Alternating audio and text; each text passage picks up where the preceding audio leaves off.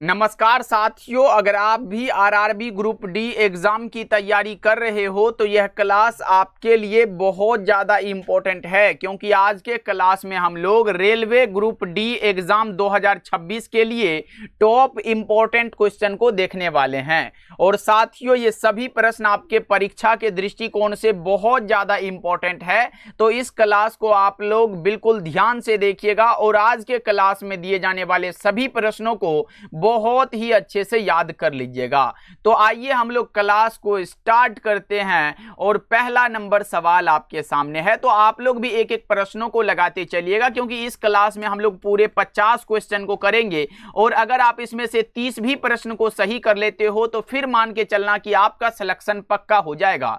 देखिए यहाँ पे प्रश्न पूछा जा रहा है कि निम्नलिखित में कौन सा भारतीय शास्त्रीय नृत्य तमिलनाडु से संबंधित है। कौन सा शास्त्रीय नृत्य है मेरे भाई जो तमिलनाडु से संबंध रखता हो, तो वो हो जाएगा भरतनाट्यम। करेक्ट आंसर आपका ऑप्शन नंबर बी हो जाएगा। चलिएगा दूसरा नंबर सवाल को देखते हैं। प्रश्न है, भारतीय रेल में सबसे तेज चलने वाली ट्रेन कौन सी है। भारतीय रेल में सबसे तेज चलने वाली ट्रेन का नाम है गतिमान एक्सप्रेस। करेक्ट आंसर आपका ऑप्शन सी हो जाएगा। चलिए यहां पे प्रश्न पूछा जा रहा है, भारतीय संविधान का संरक्षक किसे माना जाता है। भारतीय संविधान का संरक्षक मेरे भाई किसे माना जाता है, तो ये माना जाता है सर्वोच्च न्यायालय को। करेक्ट आंसर आपका ऑप्शन नंबर सी हो जाएगा। चलो जी आगे बढ़ते हैं, अगला प्रश्न का जवाब बताइएगा। भारत छोड़ो आंदोलन कब प्रारंभ हुआ था। भारत छोड़ो आंदोलन मेरे भाई 1942 में प्रारंभ हुआ था। सही जवाब आपका ऑप्शन बी हो जाएगा। चलिए यहां पे प्रश्न पूछा जा रहा है, विद्युत शक्ति का एसआई मात्रक क्या है। विद्युत शक्ति का एसआई मात्रक आपने पढ़ा होगा, वाट होता है। सही जवाब आपका सी हो जाएगा।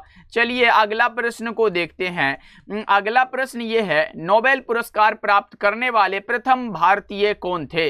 नोबेल पुरस्कार प्राप्त करने वाले प्रथम भारतीय कौन थे मेरे प्यारे भाई, तो उसका नाम था रविंद्रनाथ ठाकुर। करेक्ट आंसर आपका ऑप्शन बी हो जाएगा। चलिएगा अगला प्रश्न को देखते हैं। विटामिन बी1 की कमी से कौन सा रोग होता है। विटामिन बी1 की कमी से मेरे भाई रोग होता है, विटामिन बी1 की कमी से बेरी रोग हो जाएगा। सही जवाब आपका बी हो जाएगा। चलिएगा अगला प्रश्न को देखते हैं। अगला यहाँ पे प्रश्न ये पूछा जा रहा है कि भारतीय संविधान में मौलिक कर्तव्यों को किस संविधान संशोधन के द्वारा जोड़ा गया था। बताइएगा 8 नंबर सवाल का जवाब। चलो यहाँ पे क्या हो जाएगा, 42वां संविधान संशोधन। बिल्कुल ही ऑप्शन नंबर सी हो जाएगा। चलिएगा अगला प्रश्न क्या है आपके सामने कि प्रकाश की चाल निर्वात में लगभग कितनी होती है। निर्वात के लिए अगर मैं बताऊं ना तो 3 × 10⁸ मीटर पर सेकंड, अगर हमसे मीटर पर सेकंड में पूछेगा तो। लेकिन अगर किलोमीटर पर सेकंड आया तो 3 × 10⁵ होगा, यानी कि हमारा ये अर्थ है कि ए और सी दोनों करेक्ट हो जाएगा। ऑप्शन नंबर डी यहाँ पे आप बता के चलोगे। चलिएगा 10 नंबर सवाल को देखते हैं। प्रश्न है कि पंचायती राज व्यवस्था को संवैधानिक दर्जा किस संविधान संशोधन के द्वारा दिया गया था, तो 73वां संविधान संशोधन के द्वारा। चलिएगा अगला प्रश्न को देखते हैं। अगला यहाँ पे प्रश्न है, भारत का पहला राष्ट्रीय उद्यान कौन सा है, तो भारत का पहला राष्ट्रीय उद्यान है जिम कॉर्बेट राष्ट्रीय उद्यान। ऑप्शन नंबर ए हो जाएगा। चलिएगा मेरे भाई अगला प्रश्न को देखते हैं। डिस्कवरी ऑफ इंडिया पुस्तक के लेखक कौन है। डिस्कवरी ऑफ इंडिया पुस्तक के लेखक का नाम आप बता के चलते हो, जवाहरलाल नेहरू। करेक्ट आंसर आपका ऑप्शन बी हो जाएगा।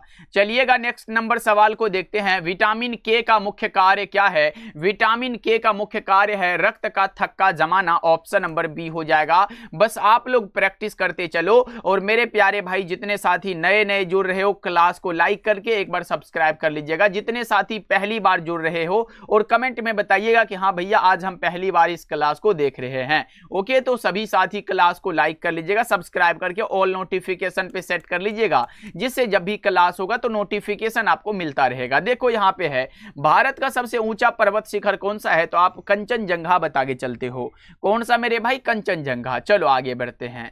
यहाँ पे प्रश्न है, निम्नलिखित में कौन सा भारतीय शास्त्रीय वाद्य यंत्र है, और है पूछा गया तो सितार बताएंगे, क्योंकि भैया सितार जो है भारतीय शास्त्रीय यहाँ पे वाद्य यंत्र है। देखो यहाँ पे है, भारतीय रेल का राष्ट्रीयकरण किस वर्ष किया गया था, तो 1951 में भारतीय रेल का राष्ट्रीयकरण किया गया था। तो आप हमें बताइएगा भारत में प्रथम बार यहाँ पे रेल कब चला, ये आप लोग बताइएगा। यहाँ पे बताएंगे कि भारत में प्रथम बार रेल कब चला था। चलो आगे बढ़ते हैं। यहाँ पे प्रश्न आ चुका है, भारतीय संविधान में मौलिक अधिकार किस देश के संविधान से लिए गए हैं, तो मौलिक अधिकार जो लिए गए हैं अमेरिका से लिए गए हैं। करेक्ट आंसर बी हो जाएगा। चलिएगा अगला प्रश्न है, जलियांवाला बाग हत्याकांड किस वर्ष हुआ था, तो 13 अप्रैल 1919 को अमृतसर में हुआ था। चलो देखो प्रश्न क्या है, विद्युत धारा मापने के लिए किस यंत्र का उपयोग किया जाता है, तो विद्युत धारा का मापन मेरे भाई एमीटर से होता है। विद्युत धारा का पता लगाने के लिए हम लोग यूज करते हैं गैल्वेनोमीटर का, ये भी बात आप याद रखिएगा। ओके चलो आगे बढ़ते हैं, अगला प्रश्न का जवाब बता दो। यहां पे प्रश्न है, भारत का सबसे बड़ा राज्य जनसंख्या के आधार पर कौन सा है, तो जनसंख्या से यूपी हो जाएगा, और अगर हमसे क्षेत्रफल के आधार पर पूछता तो हम राजस्थान बता के चलते। क्या बताते भैया, राजस्थान बता के चलते हैं। अगला प्रश्न का जवाब बताइएगा। पूरे 50 क्वेश्चन को कवर करेंगे मेरे भाई, और आपको मात्र 30 क्वेश्चन सही करना है। निम्नलिखित में कौन सी गैस वायुमंडल में सर्वाधिक मात्रा में पाई जाती है, नाइट्रोजन गैस वायुमंडल में सबसे अधिक मात्रा में पाई जाती है। चलिएगा अगला प्रश्न है कि विश्व पर्यावरण दिवस कब मनाया जाता है, 5 जून को विश्व पर्यावरण दिवस मनाया जाता है। चलिए नेक्स्ट नंबर सवाल है, मिसाइल मैन ऑफ इंडिया के नाम से कौन प्रसिद्ध है, एपीजे अब्दुल कलाम को कहा जाता है मिसाइल मैन ऑफ इंडिया, यानी कि भारत का मिसाइल मैन। चलो आगे बढ़ते हैं। यहाँ पे देखो, भारत का सबसे बड़ा मैंग्रोव वन किस राज्य में स्थित है, मैंग्रोव वन भारत का सबसे बड़ा बताएंगे तो क्या हो जाएगा मेरे भाई, तो वो हो जाएगा आपका यहाँ पे मैंग्रोव वन है तो पश्चिम बंगाल होगा। यहाँ पे 24 का ऑप्शन नंबर सी बताया आपने। चलिएगा अगला प्रश्न है कि डेंगू किस रोग यहाँ पे किस मच्छर के काटने से फैलता है, तो डेंगू रोग जो है ना भाई, ये कौन सा मच्छर काटता है, तो एडीज मच्छर के काटने से होता है। चलिएगा अगला प्रश्न देखिए, साइलेंट वैली राष्ट्रीय उद्यान किस राज्य में स्थित है, साइलेंट वैली राष्ट्रीय उद्यान किस राज्य में है भाई, तो ये है केरल राज्य में। करेक्ट आंसर बी हो जाएगा।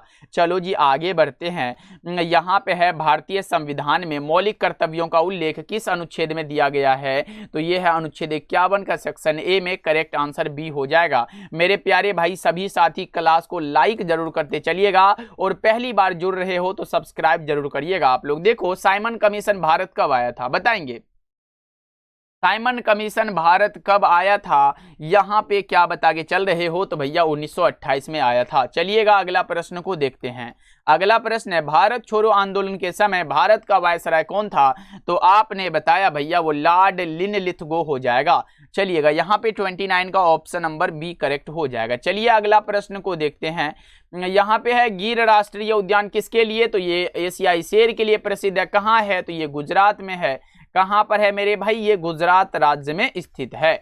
चलिएगा नेक्स्ट नंबर सवाल को देखते हैं। 31 है, मानव रक्त का पीएच मान लगभग कितना होगा, तो 7.4 होगा, और अगर 7.4 है इसका मतलब है कि मानव रक्त यहाँ पे क्षारीय होता है। निम्नलिखित में कौन सा राज्य भारत के उत्तर पूर्वी क्षेत्र का हिस्सा नहीं है, भारत के उत्तर पूर्वी क्षेत्र का हिस्सा ओडिशा नहीं है। करेक्ट आंसर सी हो जाएगा। चलो अगला बता के चलो, निम्नलिखित में कौन सा उपकरण विद्युत ऊर्जा को यांत्रिक ऊर्जा में बदलता है, विद्युत ऊर्जा को यांत्रिक ऊर्जा में बदलने वाला इलेक्ट्रिक मोटर हो जाएगा। ऑप्शन नंबर सी करेक्ट हो जाएगा। चलिएगा अगला प्रश्न को देखिए, भारतीय रेलवे का अनुसंधान अभिकल्प एवं मानव संगठन यहाँ मानक संगठन RDSO कहाँ स्थित है, बताइएगा क्या हो जाएगा, क्या हो जाएगा 34 का, तो आपने बताया भैया लखनऊ हो जाएगा। ऑप्शन नंबर बी बिल्कुल ही सही जवाब है। आइए नेक्स्ट नंबर सवाल है, पंचतंत्र मूल रूप से किस भाषा में लिखा गया था, तो संस्कृत भाषा में। पंचतंत्र के लेखक का नाम अगर आपसे पूछेगा तो आप याद रखोगे विष्णु शर्मा। क्या याद रखोगे, विष्णु शर्मा आपको याद रखना है। चलिएगा अगला प्रश्न है आपके सामने, भारतीय संविधान के किस अनुच्छेद में राष्ट्रपति पर महाभियोग की प्रक्रिया का उल्लेख है, राष्ट्रपति पर महाभियोग की प्रक्रिया का उल्लेख किसमें है, तो ये है अनुच्छेद 61 में। करेक्ट आंसर बी हो जाएगा। चलो बता दो, यहाँ पे प्रश्न है, भारतीय संविधान की किस अनुसूची में केंद्र और यहाँ पे केंद्र राज्य और समवर्ती सूची का उल्लेख है, तो 7वीं अनुसूची में। चलो आगे बढ़ते हैं। 38 नंबर सवाल है, निम्नलिखित में कौन सा पदार्थ विद्युत का कुचालक है? यहाँ पे विद्युत का कुचालक बता के चलना है आपको। रबर हो जाएगा। ऑप्शन नंबर सी आपका बिल्कुल करेक्ट है। चलिएगा अगला प्रश्न को देखते हैं। भारतीय संविधान का कौन सा अनुच्छेद राष्ट्रपति को अध्यादेश जारी करने का शक्ति देता है? तो 123 हो जाएगा। चलो जी आगे बढ़ते हैं। यहाँ पे 40 नंबर सवाल है, मानव शरीर में ऑक्सीजन का परिवहन मुख्यतः किसके द्वारा किया जाता है? मानव शरीर में ऑक्सीजन का परिवहन मेरे भाई हीमोग्लोबिन के द्वारा होता है। सही जवाब सी हो जाएगा। चलो बताओ यहाँ पे दिल्ली चलो का नारा किसने दिया था? दिल्ली चलो का नारा दिया था किसने मेरे प्यारे भाई? तो यह दिया था सुभाष चंद्र बोस ने। करेक्ट आंसर बी हो जाएगा। चलिए अगला प्रश्न है, निम्नलिखित में किस धातु का उपयोग थर्मामीटर बनाने में किया जाता है? थर्मामीटर बनाने में किस धातु का? तो मरकरी का होता है, जिसे पारा बता के चलते हो आप लोग। चलो यहाँ पे है, दामोदर नदी को किस नाम से जाना जाता है? बंगाल का शोक दामोदर नदी को कहा जाता है। आप कमेंट कर दो फिर, बिहार का शोक किस नदी को कहा जाता है? चलिएगा आगे बढ़ते हैं। यहाँ पे प्रश्न है, सूर्य की ऊर्जा का मुख्य स्रोत क्या होगा? नाभिकीय संलयन हो जाएगा। याद रखना ये इंपॉर्टेंट है। एक होता है हाइड्रोजन बम, एक होता है परमाणु बम। हाइड्रोजन बम किस पर आधारित है? नाभिकीय संलयन पर। परमाणु बम नाभिकीय विखंडन पर। चलो आगे बढ़ते हैं। अगला प्रश्न है, सिमलीपाल राष्ट्रीय उद्यान किस राज्य में स्थित है? सिमलीपाल राष्ट्रीय उद्यान मेरे भाई किस राज्य में स्थित है? तो आप बता के चलोगे ओडिशा राज्य में स्थित है। करेक्ट आंसर बी हो जाएगा। चलिए अगला प्रश्न आपके सामने है, भारत रत्न से सम्मानित होने वाले प्रथम व्यक्ति कौन थे? भारत रत्न से सम्मानित होने वाले प्रथम व्यक्ति थे सी राजगोपालाचारी। करेक्ट आंसर सी हो जाएगा। चलो जी आगे बढ़ते हैं। 47 नंबर सवाल है, निम्नलिखित में कौन सा ग्रह अपने अक्ष पर तेजी से घूमता है? अपने अक्ष पर तेजी से घूमने वाला ग्रह कौन सा है? तो बृहस्पति हो जाएगा। सही जवाब आपका सी हो जाएगा। चलिएगा अगला प्रश्न आपके सामने आ चुका है, भारतीय संविधान के किस अनुच्छेद में भारत को राज्यों का संघ कहा गया है? भारत को राज्यों का संघ मेरे भाई किस अनुच्छेद में कहा गया है? तो वो कहा गया है अनुच्छेद 1 में, और ये सबसे आसान प्रश्न है। आइए प्रश्न को देखते हैं। फॉरवर्ड ब्लॉक की स्थापना किसने की थी? तो फॉरवर्ड ब्लॉक की स्थापना सुभाष चंद्र बोस ने की थी।